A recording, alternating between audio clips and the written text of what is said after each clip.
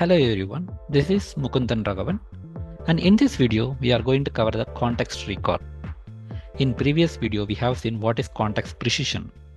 Context precision is nothing but you will be fetching the different number of chunks and those chunks are relevant to the given question or not. And this time we are going to see the context recall. This context recall measures how much of the ground truth relevant context has been retrieved. So far we have seen faithfulness, response relevancy, context precision, and context recall. Maybe we can just refer this table to understand further.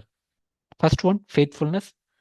Faithfulness and response relevancy both comes for the answer quality. That's why answer will be compared with context, whereas answer will be compared with question in case of response relevancy. Now we are checking about the context. So retrieval quality, context versus question, the input question, then it will be context precision. In simple words, how much of the retrieved context is relevant to the question, whereas context versus reference or ground truth. Now here, how much of the necessary information or ground truth information was included in the context.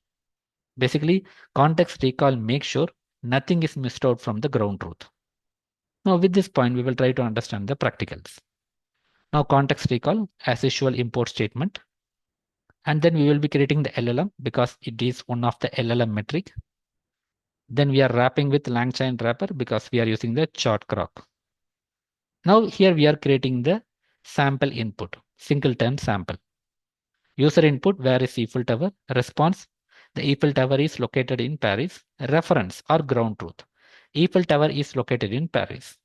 As far as context recall is concerned, we will be looking at the retrieved context and the reference. Now here you can see in the sample, Paris is the capital of France. Eiffel Tower is one of the famous landmarks in Paris.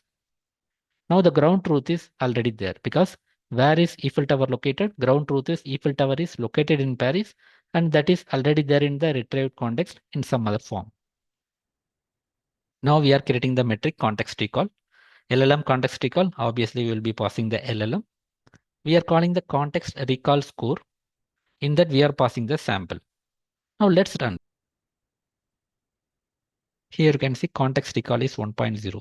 That means that whatever the reference we are looking, that ground truth has been retrieved in the retrieved context, which is Eiffel Tower is one of the most famous landmarks in Paris. Now let's change this. Now you can see this retrieved context. Paris is the capital of France, and there are many famous landmarks in Paris.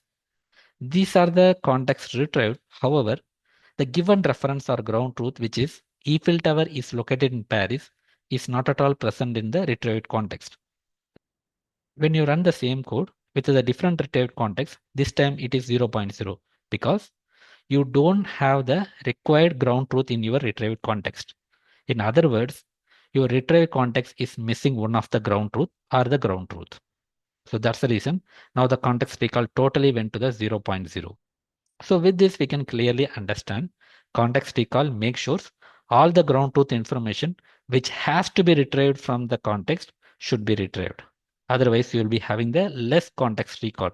If you have retrieved all the information, all the ground truth which are required for the given reference, then that means the retrieved context is working fine. Then the context recall will be maximum, which is 1. So with this, we have clearly understood what is context recall.